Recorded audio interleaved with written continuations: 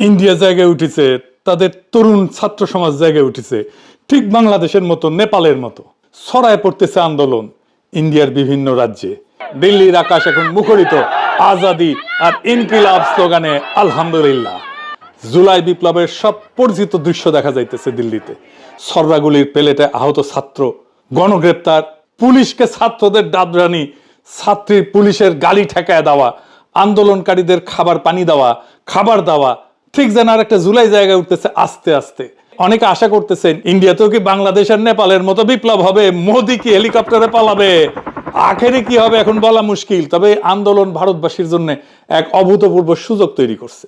সেই সুযোগ তারা কাজে লাগাইতে পারবে কিনা জানি না, তবে আমাদের সফল বিপ্লবের অভিজ্ঞতা তাদের সাথে শেয়ার করতে পারি, যেন আন্দোলন আরো অগ্রসর করা যায়। আজ আমরা দেখবো এই আন্দোলন কেন, কিভাবে তৈরি হলো, কেমন ভাবে শক্তি সঞ্চয় করলো, আর কেমনে এই লড়াই মোদির হিন্দুত্ববাদী ফ্যাসিবাদ উৎখাতের দিকে যাইতে পারে। সেই আলাপটা করি। আন্দোলন আমাদের বোঝা দরকার, অনুসরণ করা দরকার, সমর্থন করা দরকার। আসেন আল্লাহর নামে শুরু করি। এই বছরের মে মাসে মাঝামাঝি ভারতের প্রধান বিচারপতি সূর্যকান্ত এক শুনানিতে একটা মন্তব্য করছে, খুব ফাউল মন্তব্য করেছিলেন। বেকার তরুণদের একাংশকে তুলনা করছেন আরশোলা আর সমাজের পরজীবীর সাথে। There are youngsters like cockroaches, they don't get any employment, they don't have any place in profession. C C C, পরে কইছে ভুল বোঝা হয়েছে, যেমন কয় আর কি।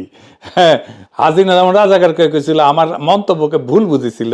যাই হোক, কয়েকদিনের মধ্যে একটা অসম্ভব জিনিস ঘটে উঠলো, কেউ আন্দাজি করেনি। লক্ষ লক্ষ তরুণ এই আরশোলা গালিটাকে নিজের নাম বানায় নিল। তোমরা আমাদের আরশোলা বলছো, ঠিক আছে, তাহলে দেখো আরশোলারা এক হইলে কি হয়। তুমি আমাদের রাজাকার বলছো, দেখো রাজাকাররা এক হইলে কি হয়। জন্ম নিল ককরোচ জনতা পার্টি, একই রকম ভাবে বাংলাদেশের মতো। নামটা নিজেই একটা স্যাটার।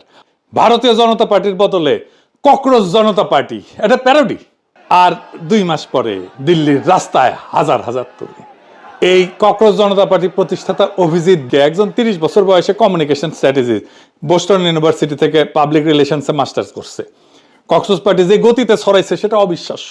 চালুর 78 ঘন্টার মধ্যে ইনস্টাগ্রামে 30 লক্ষ ফলোয়ার, 5 দিনে কম সময় 1 কোটি পার। বিজেপির অফিসিয়াল অ্যাকাউন্টকে ছাড়াই গেছে। মে মাসের শেষে 2 কোটির বেশি ফলোয়ার, 3,50,000-এর বেশি রেজিস্টার্ড সদস্য। 12 বছর ধরে ক্ষমতায় থাকা একটা দলের চেয়ে বেশি ফলোয়ার 2 মাস বয়সে একটা স্যাটায়ার আন্দোলনের। এটা শুধু একটা সংখ্যা না, এটা একটা সিগন্যাল। তারা রাস্তায় নামলো কেন? 2টা কারণ। এক, পরীক্ষা কেলেঙ্কারি। ইন্ডিয়ার মেডিকেল এন্ট্রান্স পরীক্ষা প্রশ্ন ফাঁস হয়ে গেল, সরকার পরীক্ষা বাতিল করতে বাধ্য হইল। 3রা মে পরীক্ষার পরপরই প্রশ্ন ফাঁসের অভিযোগ ওঠে। রাজস্থানের টেলিগ্রামে ছড়ানো প্রায় 120টা প্রশ্ন গেস্ট পেপারের সাথে মিলে যায়, সাজেশনের সাথে মিলে যায়। 20 লক্ষের বেশি পরীক্ষার্থী অংশ নিয়েছিল। পরীক্ষা বাতিল হয় এবং এর জেরে আত্মহত্যার ঘটনাও ঘটে, ঠিক হাসিনা আমলের মতো। একের পর এক প্রশ্ন ফাঁস ছিল না। এই একটা ঘটনায় গোটা দেশের তরুণদের ক্ষোভের প্রতীক হইয়া দাঁড়াইল। আর 2 নাম্বার, রাষ্ট্রীয় দমন। এখানে একজন মানুষকে আমাদের চিনতে হবে, যাকে না চিনলে আন্দোলনের মাত্রা বোঝা যাবে না। সোনাম ওয়াংচুক। কে ইনি? ইনি লাদাখের একজন ইঞ্জিনিয়ার, শিক্ষা সংস্কারক এবং পরিবেশ কর্মী। 1988 সালে উনি সেকমল নামে একটা বিকল্প স্কুল আন্দোলন গড়ে তোলেন।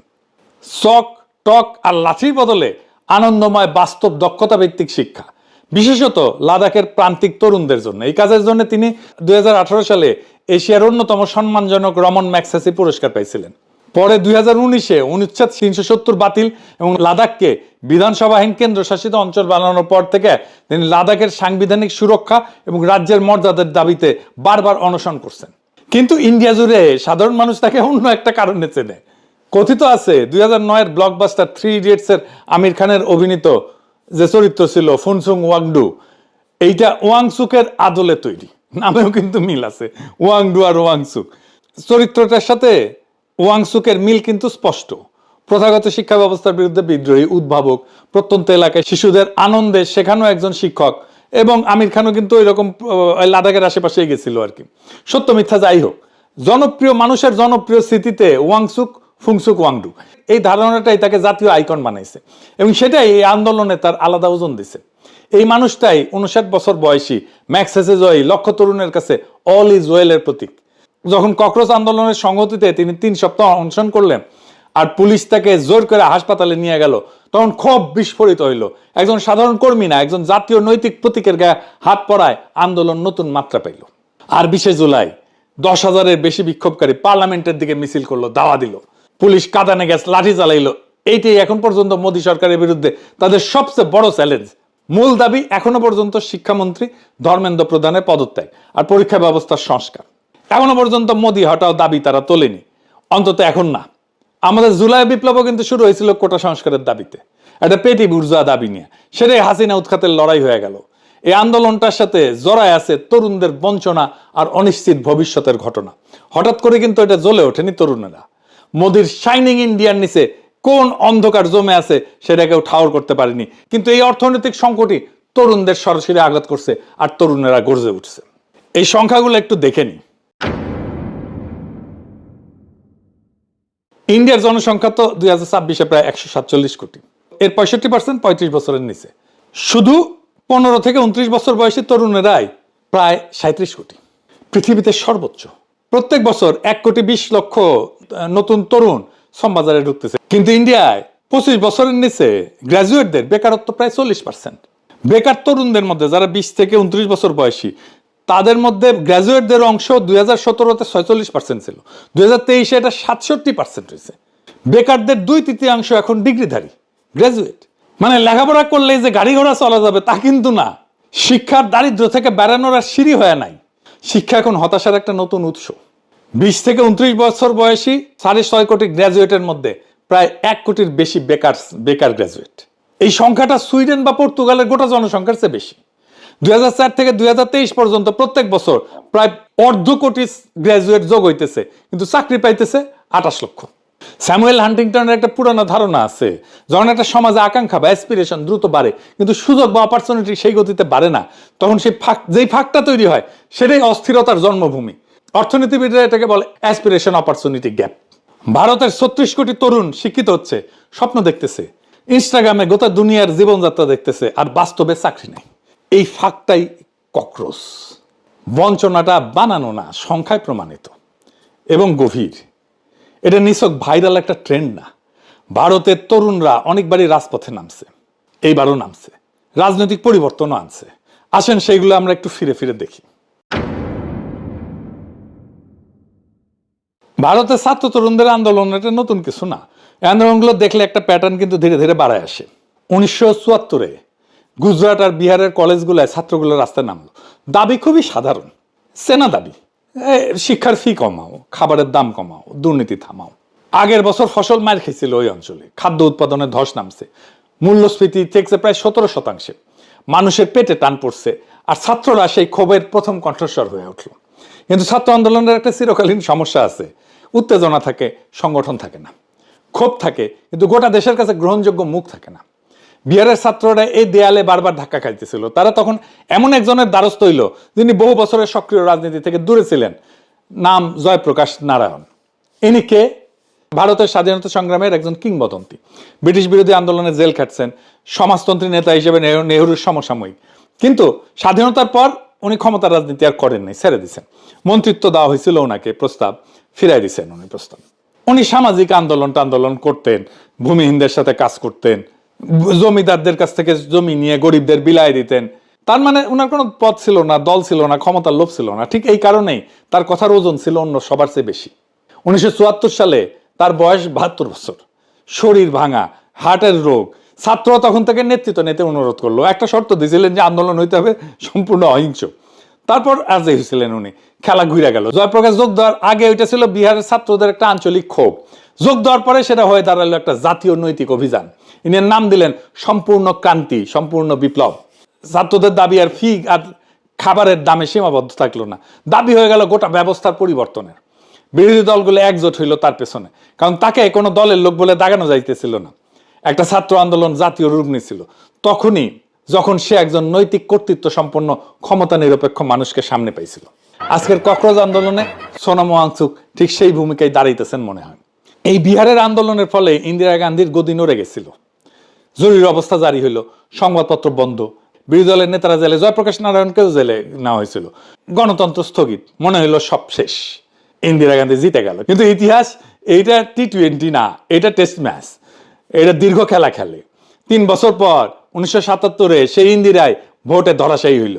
আর ওই ছাত্র আন্দোলনের গর্ভ থেকে জন্ম নিল একটা গোটা রাজনৈতিক প্রজন্ম, নীতিশ কুমার, লালু প্রসাদ, আরো অনেকে, যারা পরের 40 বছর ভারতের রাজনীতি চালাইছে। আন্দোলন হারে যাও জিতছিল, তবে সঙ্গে সঙ্গে না। এর 16 বছর পর 1990 ছাত্ররা আবার রাস্তায় নামছিল। ইন্ডিয়া জাতপাতের বৈষম্য কাটাইতে সরকারি চাকরি এবং শিক্ষা একটা সংরক্ষণের ব্যবস্থা আছে, কোটা সিস্টেম আছে বহু বছর থেকে, দলিত আর আদিবাসীদের জন্য।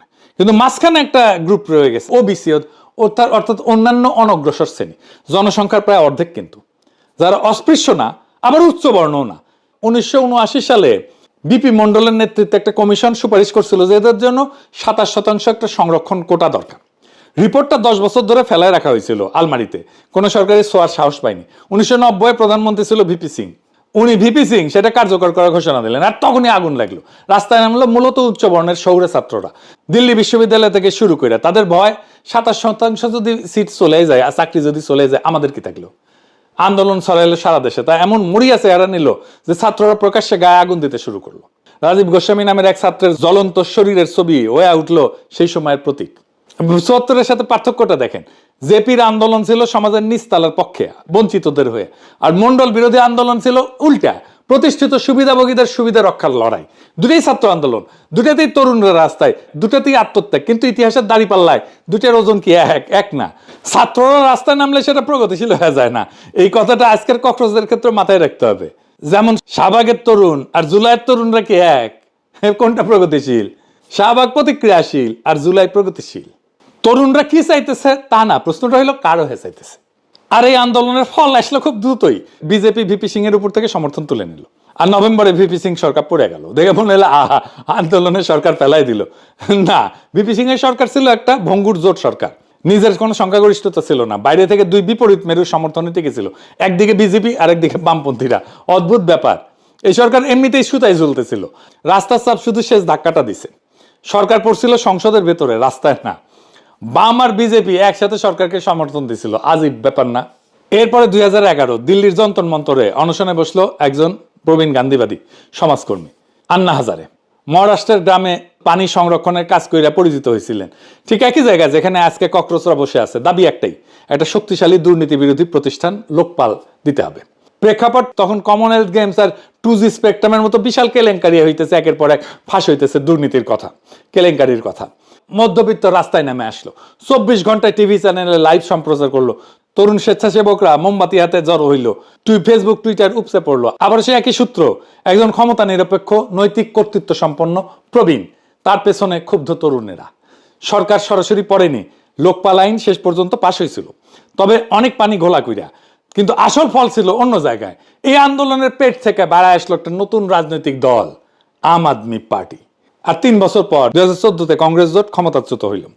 আম আদমি পার্টি দিল্লিতে দুর্দান্ত করলো, পাঞ্জাবেও পৌঁছাইলো, কিন্তু জাতীয় বিকল্প হইয়া উঠতে পারলো না। শহুরে শিক্ষিত মধ্যবিত্ত ভিত্তির বাইরে বেড়ানো তার পক্ষে কঠিন হয়ে দাঁড়াইল। এটা মনে রাখবেন, এ ঘটনা ঘটছে জাসদের ক্ষেত্রে, এনসিপির ক্ষেত্রেও। আর কক্রোচ আন্দোলনের সামনে ঠিক একই ফাঁদ কইরা আছে, আর একটা আম আদমি হয়ে যাওয়ার ফাঁদ। এবার দুইটা সাম্প্রতিক ঘটনা, এই দুইটাই মোদী সরকারের আমলে। প্রথমটা সিএএ এনআরসি বিরোধী আন্দোলন, 19 থেকে 20, নাগরিকত্ব আইনের সংশোধন করে দেশ জুড়ে বিক্ষোভ, বিশ্ববিদ্যালয় ক্যাম্পাসগুলো উত্তাল, দিল্লির শাহিনবাগে মাসের পর মাস ধরে বসে থাকা নারীদের অবস্থান, বিশাল আবেগ ঘন ছবির মতো সুন্দর প্রতিরোধ, কিন্তু শেষ পর্যন্ত রাষ্ট্রীয় দমন, দিল্লিতে দাঙ্গা হইল, আর তারপরে কোভিডের ধাক্কা। সব মিলে আন্দোলন স্থিমিত হয়ে গেল, আইনটা রয়ে গেল, কিন্তু তার ঠিক পরেই আসলো দ্বিতীয় আর একটা ঢেউ। এবং এইটাই এই গোটা ইতিহাসের সবচেয়ে গুরুত্বপূর্ণ অধ্যায়, কৃষক আন্দোলন। 2020 থেকে 21 তিনটা নতুন কৃষি আইনের বিরুদ্ধে পাঞ্জাব এবং হরিয়ানার কৃষকেরা ট্রাক্টর নিয়ে দিল্লির সীমান্তে এসে বসে পড়লেন। শুধু বসে পড়া না, তারা সেখানে রীতিমতো সংসার পাতলেন, রান্নাঘর করলেন, লাইব্রেরি হইল, চিকিৎসা শিবির হইল, এখানে পত্রিকা ছাপা হইতো। শীত গেল, গ্রীষ্ম গেল, কোভিডের দেও গেল, তারা নড়ল না 1 বছরের বেশি সময়। আর 1921 নভেম্বরে যা ঘটলো তা প্রায় অভাবনীয়। মোদী নিজে টেলিভিশনে এসে ঘোষণা দিল 3টা আইনই প্রত্যাহার করা হইতেছে। कुछ किसान भाइयों को हम समझा नहीं पाए, किसी को भी दोष देने का नहीं है। आज मैं ये बताने आया हूं कि हमने 3 कृषि कानूनों को वापस लेने का, रिपील करने का निर्णय लिया है। কেন কৃষকরা পারলেন যেখানে সিএ আন্দোলন পারল না? কারণ কয়েকটা। কৃষকদের ছিল একটা সুনির্দিষ্ট সীমিত দাবি, এই 3টা আইন বাতিল করো, ব্যাস। ছিল তাদের প্রস্তুত সংগঠন, ছিল কৃষক ইউনিয়ন, ছিল দশকের পর দশক ধরে গড়ে উঠছিল ইউনিয়ন, যাদের সংগঠন এবং আন্দোলনের অভিজ্ঞতা ছিল। আর ছিল আর্থিক ভিত্তি, টাকা পয়সা ছিল, লোকবল ছিল, যা দিয়ে 1 বছর টিকে থাকা যায়। আর সবচেয়ে গুরুত্বপূর্ণ ছিল তাদের দেশবিরোধী বা সাম্প্রদায়িক বলে ট্যাগ দিয়ে দেওয়া যায়নি। সংখ্যাগরিষ্ঠ সম্প্রদায়ের মানুষ ছিল, সবাই হিন্দু ছিল, শিখ ছিল। এবং পাঞ্জাব আর হরিয়ানা সেই জায়গা থেকে, যেখানে পাঞ্জাব আর হরিয়ানা থেকে সেনাবাহিনীতে সবচেয়ে বেশি সৈনিক পাঠানো হয়, এই বৈধতার যে বর্ম ছিল এটাই তাদের বাঁচাইতেছিল। অর্থাৎ শক্তিশালী সরকারকে হারানো যায়, কিন্তু আবেগ দিয়ে না, যায় সংগঠন, ধৈর্য, সীমিত দাবি আর প্রশ্নাতীত বৈধতা দিয়ে। এই জন্যই ছাত্ররা বাংলাদেশে সফল হয়েছিল। রাজনৈতিক দলগুলো বছরের পর বছর, ঈদের পর আন্দোলন ঘোষণা দিয়েও করতে পারেনি, সফল হইতে পারেনি। এখন আসেন দেখি আন্তর্জাতিক মিডিয়া এই ভারতের ককরোচ আন্দোলন নিয়ে কি বলতেছে। পশ্চিমের মূলধারার মিডিয়া কিন্তু বলতেছে এটা আঞ্চলিক ঢেউয়েরই অংশ। আঞ্চলিক ঢেউ মানে যেটা নেপালে হয়েছে, বাংলাদেশে হয়েছে। নিউজ তো সরাসরি লিখছে এই প্রতিবাদ গত 2 বছরে বাংলাদেশ, নেপাল থেকে কেনিয়া, মাদাগাস্কার, মরক্কো, মেক্সিকো পর্যন্ত ছড়ায় পড়া জেনজি রাস্তার আন্দোলনগুলোর প্রতিচ্ছবি। ফিনান্সিয়াল টাইমস বলেন, ওয়াল স্ট্রিট জার্নাল বলেন, এনপিআর বলেন, আল জাজিরা বলেন, পিবিএস বলেন, সবাই আন্দোলনটাকে বাংলাদেশ নেপালের প্রেক্ষাপটে বসায় বিশ্লেষণ করতেছে। আমি যেটা বললাম এই প্রথমে অর্থনীতি, ওয়াল স্ট্রিট জার্নাল অর্থনীতিকে মূল কারণ হিসেবে দেখাইতেছে। দ্রুত বর্ধনশীল অর্থনীতি, কিন্তু তরুণদের চাকরি নেই, এটাই ওয়াল স্ট্রিট জার্নাল বলছে। এখন এই আন্দোলন মোদির পতনের দিকে যাবে কিনা সেটা ভবিষ্যৎ বলবে। তবে মোদিকে যথেষ্ট চাপে তো ফেলবেই। এই আন্দোলন যদি সারা ভারতের সব রাজ্যে ছড়ায় যায়, তাহলে একটা বিপ্লবাত্মক অবস্থা সৃষ্টি হইতে পারে। তবে এই আন্দোলন যেটা স্পষ্ট করছে, ইন্ডিয়ান সমাজের গভীরে মোদির শাসনের বিরুদ্ধে বিপুল সংখ্যক মানুষ ক্ষুব্ধ, কিন্তু তারা কথা বলতে পারে না, পথে নামতে পারে না, এবং এরা রাজনৈতিক দলের পিছনে দাঁড়াবে না। বাংলাদেশের মতোই কোন একটা নৈতিক কর্তৃত্ব সম্পন্ন তরুণরা যদি আসে, তাদের পিছনে ঝাঁপে পড়বে। তারা কথা বলার স্পেস পেলেই তারা রাস্তায় নেমে আসবে, তাদের সমর্থন জানাবে। সারা ভারতের তরুণ সব রাজ্যে পথে নামুক। এই সুযোগে মোদির হিন্দুত্ববাদকে পরাজিত করার সুবর্ণ সুযোগ আশা করি ইন্ডিয়ার তরুণ সমাজ হারাবে না। আজ হোক কাল হোক মোদির শাসন শেষ হবে, মোদির পতন হবে, মোদির হিন্দুত্ববাদ পরাজিত হবে। ভারতের তরুণেরা তাদের শক্তি চিনতে শুরু করছে। মোদির পতনের পর ভারত বাংলাদেশের সম্পর্ক নতুন করে শুরু হবে। এই উপমহাদেশের রাজনীতি পাল্টায় যাচ্ছে, যাইতেই হবে। আমরা এই মহান পরিবর্তন দেখে যেতে পারবো ইনশাল্লাহ। হাসিনা পলাইছে আর তার নাগর মোদি পলাইবে না, এইটা হয় না। আমাদের জীবনে হেলিকপ্টার করে মোদিকে পলাইতে দেখা হবে, এক বেহেশতি সুখ। আশা করি খোদা তাআলা আমাদের সেই সুখ থেকে বঞ্চিত করবেন না। ইনকিলাব জিন্দাবাদ, আজাদি জিন্দাবাদ, ককরোচ জনতা পার্টি জিন্দাবাদ।